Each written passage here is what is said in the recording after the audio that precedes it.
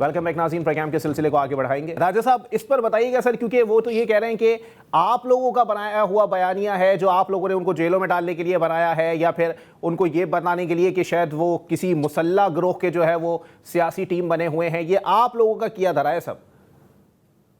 دیکھیں، میں ان کی باتوں کو سمرائز کر دیتا ہوں۔ جی، فارم 47 کو ہر جگہ درمیان میں لے آتے ہیں۔ اٹلی میں فساد مچا، فارم 47، فرانس میں احتجاج ہوا تو فارم 47، غزہ پہ حملہ ہوا تو فارم 47۔ اب اسی فارم 47 والوں نے سعودیہ سے معاہدہ کیا اور معاہدہ باہمی دفاع کا ہوا۔ وہی اسلامی ممالک 57 میں سے 8 کو لیڈ کرتا ہوا غزہ میں جنگ بندی کرائی، جس پہ غزہ پہ جشن منایا جا رہا ہے۔ تو یہ تو ہو گیا فارم 47۔ اب فوج ہماری اپنی ہے، ابھی میرے بھائی نیازی صاحب نے فرمایا جی، فوج ہماری اپنی ہے، لیکن اس کے جو بیٹے شہید ہو رہے ہیں، وہ قربان ہو رہے ہیں، ان کے لہو کا کوئی تقدس نہیں ہے۔ فوج ہماری اپنی ہے، لیکن وہ اگر ٹارگیٹڈ آپریشن ادارے کرتے ہیں، کس کے خلاف؟ دہشت گردوں کے خلاف، جو ہمارے چھاونیوں پہ، ہماری انسٹالیشنز پہ، ہماری سیولینز پہ، ہماری پولیس پہ حملے کر رہے ہیں۔ اور 70% دہشت گردی جو ہے وہ KPK میں ہوئی۔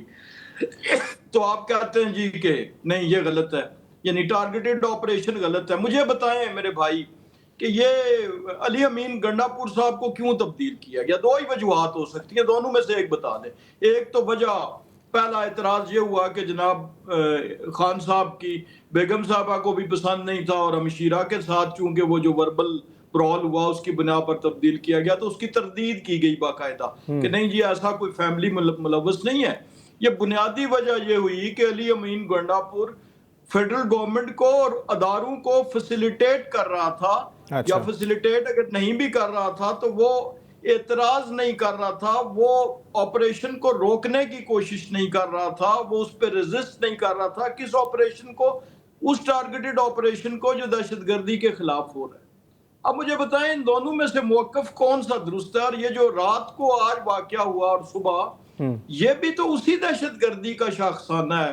آپ ایک طرف سے اس کو دہشت گردوں کو ڈیفینڈ کر رہے ہیں، ان کو ان کے خلاف ٹارگیٹڈ آپریشن پہ وزیر اعلیٰ تبدیل کر دیا، اور توقعات کیا رکھی جا رہی ہیں نئے وزیر اعلیٰ سے کہ جی وہ نیا وزیر اعلیٰ جو ہے وہ اسی آپریشنز کو، انہی دہشت گردوں کے خلاف اسے روکے گا اور تعاون نہیں کرے گا۔ تو یہ کس طرف ہم جا رہے ہیں؟ کم از کم بیانیہ تو ایک ہونا چاہیے۔ لیکن راجہ صاحب اگر سہیل آفریدی صاحب کا ہی ذکر آ گیا ہے تو سر یہ بھی بتا دینا سر کہ عطا تارڑ صاحب آتے ہیں، پریس کانفرنس کرتے ہیں، اور سہیل آفریدی صاحب کو کہہ دیا جاتا ہے کہ وہ دہشت گردوں کے سپورٹر ہیں، اس لیے ان کو جو ہے وہ وزیر اعلیٰ اس معاملے کے اوپر لگایا جا رہا ہے۔ یہ اس طرح کا بیان ہے کہ وزیر اطلاعات کو زیب دیتا ہے۔ سر حکومت کے وفاقی وزراء ہیں، وہ وفاق میں بیٹھے ہوئے وزیر کو اس طرح کا بیان زیب دیتا ہے، کیونکہ اس صورتحال کے اندر بھی اگر دیکھا جائے تو آپ حکومت ہیں، اگر آپ کو لگتا ہے کوئی کسی دہشت گرد کا سپورٹر ہے تو آپ کارروائی کریں نا سر۔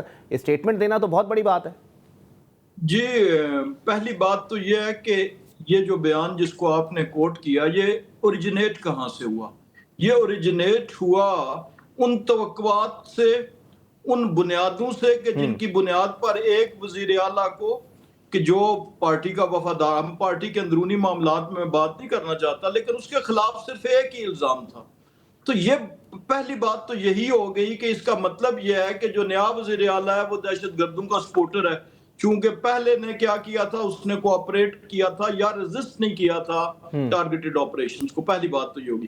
دوسری، ان کے خلاف جو 2-3 چیزیں ایسی ہیں کہ جن کے بارے میں انویسٹیگیشنز ہو رہی ہیں، اور ظاہر ہے وزیر اطلاعات کی انفارمیشن میری نسبت جو ہے وہ شاید زیادہ بہتر ہوگی، تو انہوں نے اس بنیاد پہ کہا، لیکن جو ایویڈنسز آ رہے ہیں، اور وہ ایویڈنس کہاں سے آ رہے ہیں؟ Right from the highest forums of PTI Tehreek Insaf, وہاں سے آ رہے ہیں۔ ہمیں تو نہیں پتا تھا۔ سہیل آفریدی صاحب کے خلاف انویسٹیگیشنز چل رہی ہیں۔